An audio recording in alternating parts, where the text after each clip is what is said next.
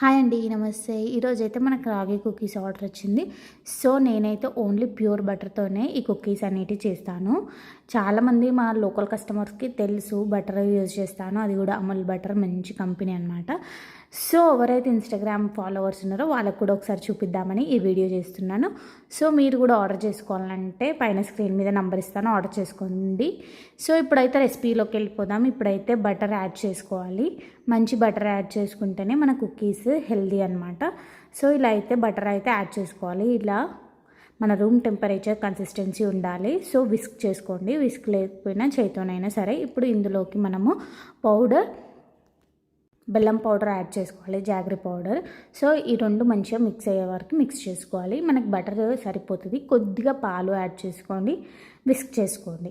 So నేను కస్టమర్స్కి ఇచ్చే రెసిపీయే మీతోని షేర్ చేస్తున్నాను. సో ఫాలో చేయండి, లైక్ చేయండి.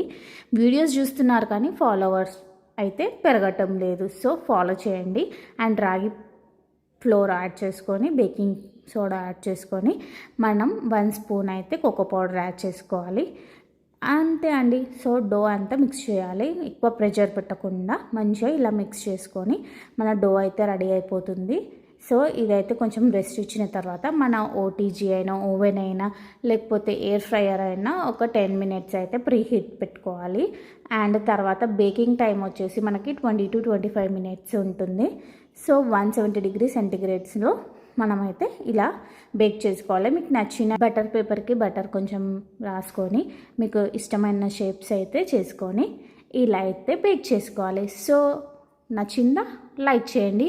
అండ్ ఆర్డర్ చేసుకోవాలంటే స్క్రీన్ మీద నెంబర్ ఇస్తాను, ఆర్డర్ చేసుకోండి. Thank you for watching. Bye bye.